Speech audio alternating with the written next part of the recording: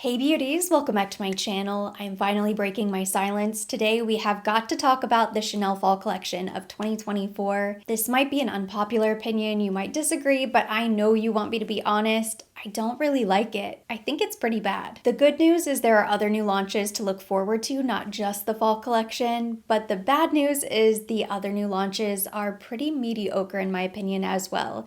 So over the next few minutes, we're going to be looking at all of the pictures and swatches, and I'm going to do my best to influence you to save your money for something better. When I look at the color story in general, it reminds me a bit of a ColourPop Halloween collaboration. It's sort of giving me spooky, cartoony vibes. It's not a sophisticated, elegant, fashion-forward fall makeup collection that I would expect from Chanel. All of these pictures I gathered from the internet. A couple of them came from Instagram, like the Trend Mood page, Chic Profile 4, so I will link all of the Instagram accounts down in the description box so you can check them out if you're interested. But here we have a campaign image of the beautiful model Vittoria. She's been the face of Chanel Beauty for the last few years, at least the last few seasons. Absolutely stunning. One of the most naturally gorgeous people to walk the earth. And even in these photos, I feel like this makeup looks pretty unflattering on her, and that is hard to do. It's definitely been edited, so the saturation of the colors might be a little bit different in the photo than they are in person, but even still, this is meant to be a photo to sell the collection, and this is one of the biggest turnoffs for me. Like, if these colors look that unflattering on the beautiful model, how can I imagine they would look any different on me? I think even the most talented makeup artist would struggle with these shades. Gorgeous woman. Her green eyes are popping with that purple eyeshadow. But I don't love the eyeshadow in general. I really don't like it with the pumpkin-y warm nude lip. And just overall, I feel like this looks incredibly uninspiring. Let's start with a closer look at the two new limited edition blushes, Le Terreau de Chanel. It comes in blood orange and lavender. These are both easy skips for me. As much as I love a warm, peachy orange blush, I also really like a lavender, cool, kind of ethereal, very whimsical sort of pixie dust blush as well. I definitely don't see pairing them together for fall. I think individually on their own, they're sort of so-so. You know, they're not terrible. And anytime I talk about a collection that I don't like or a product from Chanel that I dislike, I always get so much pushback, and I have to remind everyone, we are talking about luxury makeup. Are these the most hideous blushes I've ever seen? Absolutely not. They're not hideous. But that doesn't mean that they're beautiful, that they are the most flattering that they could be. These shades are very meh. I've seen swatches of the lavender on skin. I don't find it to be all that flattering. I think it is very underwhelming. It's a little bit ashy, a little bit drab. It's not giving me ethereal springtime bride. It's actually giving me corpse bride. And then the blood orange is a very intense orange. Not a bad color. I do love peach blushes, and I think on certain skin tones this will probably look really pretty. Not my skin tone. When I say I love a peachy blush, I mean I like a peachy pink or maybe a orangey red, but it has to have that peach or that red mixed in. That way it gives a more natural flush. If I were to just apply a very straightforward orange on my face, it's not going to look natural, it's not going to look sun-kissed, it's not going to look flattering. Before anyone accuses me of being a bona fide hater to my core, let me just remind you that I have been on record as saying that the Comets Collective, which is the group of makeup artists behind the Chanel makeup collections, I think everything they've done has been outstanding. I've been looking forward to all of the new launches because they've definitely breathed new life into Chanel Beauty. We're seeing a lot of really unique products, interesting colors. When I first saw these blushes, it actually reminded me a little bit of last fall, 2023. We had the beige and the mauve with the giant CCs and the autumnal design embossed directly on the powder. I wasn't a huge fan of those shades. I thought they weren't really flattering for my skin tone. I like a peach, I like a pink, I like a reddish raspberry strawberry blush. I don't really love that muted purple. I wasn't overly impressed by the beige either. I still ended up picking them up, and I don't think I've used them a single time since those reviews, by the way. I don't mind that I purchased them because the compact itself was really beautiful. I'm such a Chanel lover, actually, that I have a collection of compacts that I don't touch.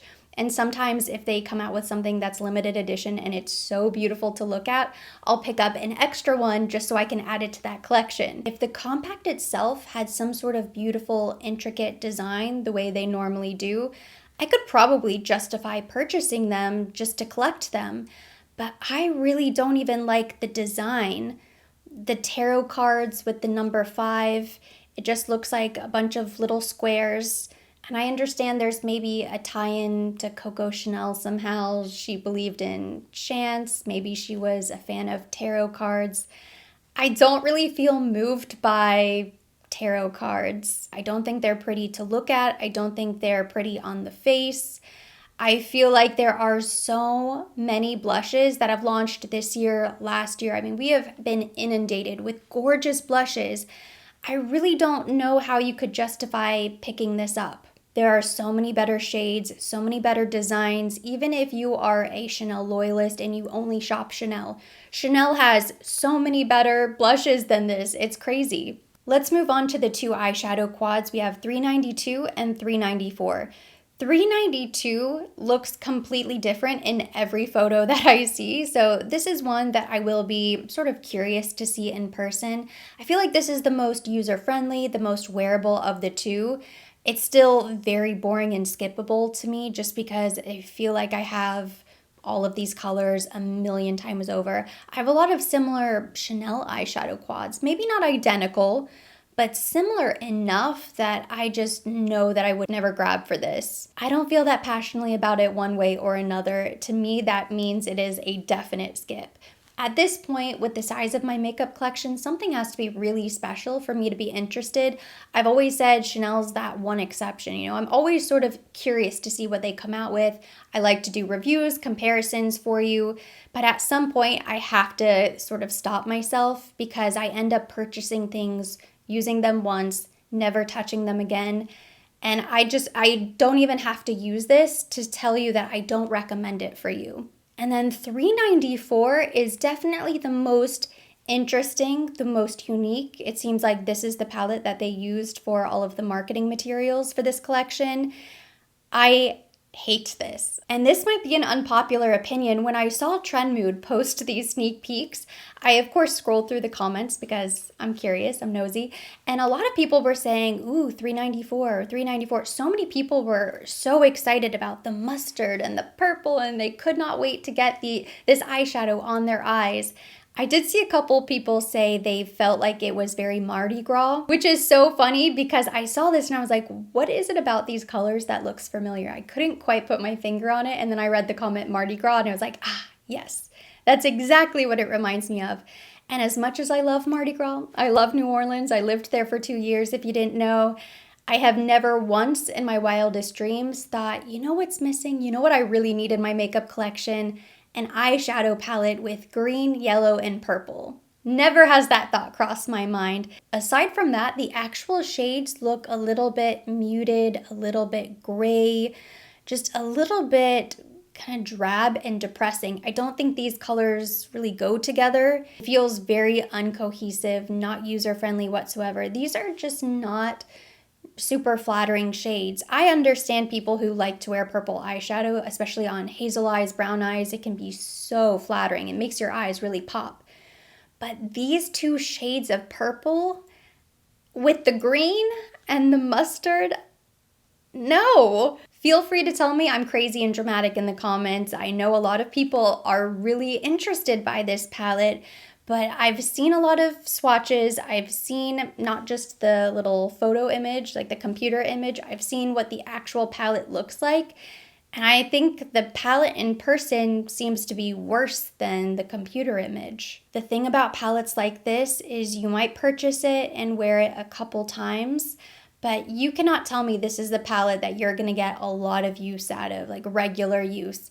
I go out and about, I go shopping. I used to work in a beauty department where you would think a lot of makeup enthusiasts would come by, and I very rarely, if ever, saw anybody out in the actual world with colorful eyeshadow, let alone these colors together. I'm gonna go back to the image of Victoria. In the photo, it looks like she has the light purple, a deeper purple, and then even a hint of green in the outer V area.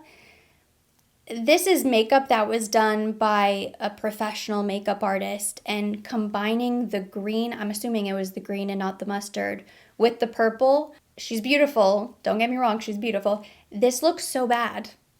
I hate it. The colors do remind me a bit of fall fashion. I think individually, these could be colors that we see a lot in the fall season. Maybe just the green or just the mustard, just the purple. But then wouldn't you come out with a single? I think if Chanel really wanted to come out with colors like this because perhaps they wanted to go with their ready-to-wear collections, this would have been perfect for the single shadows that they have. But putting it in a palette like that, I think is just diabolical. And of course, we have a vibrant violet mascara to complete the eye look. This is the Noir Allure formula, which I don't really like in general. Even the black, I don't like. It's very flaky, and mine came out very dry as soon as I purchased it. So I wasn't a huge fan of this formula in general. The mascara on its own could probably be sort of cute. If it was just that one pop of color, a little bit of purple on the lashes, I wouldn't wear it. I could see someone else who's a bit more adventurous with their makeup style applying the purple mascara and it look really nice on them. But in the context of these eyeshadow palettes and the blushes and the entire makeup collection, if you put all of these pieces together, it's just a flop. So the lipsticks are an easy skip. The only thing that sort of intrigued me when I first saw these photos was the nail polish. But again, it's sort of giving me spooky Halloween vibes. I don't know how much use I would truly get out of a polish like this. It's not one of those classic elegant colors. I really hate to disappoint anyone. I have received a couple requests to review this collection. There's just nothing that I can get excited to purchase. But I'm curious to know your thoughts. Are you excited about this collection? Is it unique? Is it different? Do you love these colors, or are you kind of feeling the same way I am? Like, something seems to be going on with Chanel. I don't know if they're trying really hard to be different. Maybe they're going a little bit too artsy, out of the box. I usually don't mind that. I don't really know who the audience is for this collection because I don't feel like Gen Z or Gen Alpha or the younger generation is really interested in bold colors. I think they're the ones who are really pushing the natural, no makeup look. I don't see the older Chanel traditionalists really getting behind these colors either. So what's going on? Now, if you have somehow managed to resist all of the new blush launches in 2023 and 2024, maybe you're not a huge fan of the fall collection, but you still want more blush, you might be a huge fan of the new Joues Contraste Intense Cream to Powder formula. This is rolling out to boutiques. It should be available online sometime soon in the US. It's described as a new version of the house's iconic blush. It features a unique velvety texture, striking color impact, 5 vibrant shades. The ultra sensorial formula can be used to create a versatile makeup look. So there are 5 new shades. The shades themselves look really pretty. These look like normal, flattering blush shades. Thank goodness. The formula sounds interesting. Now, I think a lot of people are getting really excited because they hear cream. But it is not a cream blush. It's cream to powder. And when I look at the swatches, it actually looks like powder. So that is my one sort of complaint about these. I am curious to see them in person, and I'm not just gonna write off the entire collection right away, but I don't think I'm nearly as excited as most people are about this. I don't think any of the shades are so unique that you don't already have something like it. The idea of the texture sounds nice. I guess they're sort of soft and velvety. They're creamier to the touch versus the normal blushes, which are very powdery. They're silky. They're very finely milled, silky smooth, but it definitely has that light, very finely milled, powdery texture. When I see the swatches really built up and you can tell that somebody kind of went over the swatch a couple times, they do look very vibrant and intense. But as soon as you see the swatches sort of blended out like you normally would on the cheek, they don't look all that different to me. They look pretty. If you're ever stuck in a rut with your makeup, I promise you the answer is not to rush out and purchase something else or buy new makeup. Purchasing more is not going to change the way your makeup looks on your skin. You're better off watching some tutorials, play around with placement, maybe the tools that you're using. Maybe you should apply higher on the temple or lower on the apple of the cheek. Play around with your makeup application before you just rush out to purchase something else. I promise your makeup is not going to change because you're still the one who's applying the makeup. If I had to choose a shade right now, I would probably go with the Rouge Franc, the one that's really red, because I think that would look pretty for like a sun-kissed moment. Maybe the Granat Profonde or the Rose Ardente. They're pretty shades, they look nice in the pan. I wish they were true creams. That would have been something really different. But I feel like these are just going to be sort of a softer version or like a velvety version of the powder blush, and it's still going to have basically the same finish on the skin. So they're cute. I'm curious, but I don't feel like I have to rush out to purchase this right away. We also have more lipsticks. These are new shades of the 31 Le Rouge lipstick line. This is the refillable packaging that is very pricey. 12 new matte shades for fall 2024. They're $90 each for the refill, $195 for the full lipstick with the case. The shades look really pretty. I never get overly fussed or excited for matte lipsticks. I have a lot of mattes that I wear. Chanel mattes are very comfortable, but I'm just more of a creamy lipstick person. I don't go through lipsticks that quickly. I mean, I still have my 31 Le Rouge from last year. The beige, I definitely have gotten a lot of use out of. I still have plenty of it left. I have plenty of all of the other shades left as well. So I may check out these two just to see if they have anything different in the matte formula versus the creamy.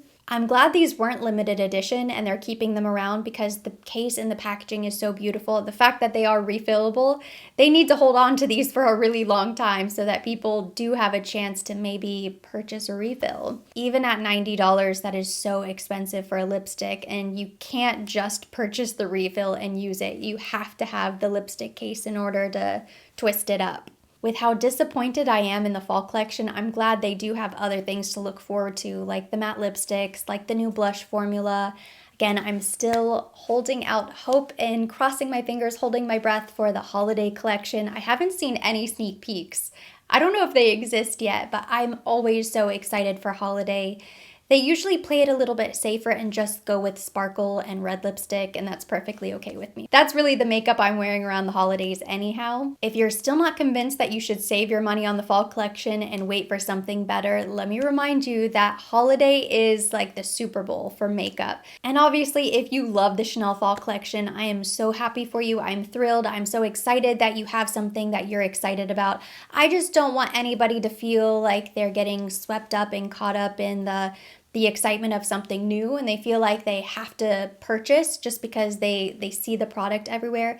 Just because it's Chanel, just because it's new, doesn't mean it's flattering, doesn't mean you have to have it. I can think of so many products that I have skipped over the past few years, and anytime I skip a collection or skip a launch, there's always people in my comments saying, no, it's the best thing I've ever seen, it's so amazing, I can't believe you're skipping it.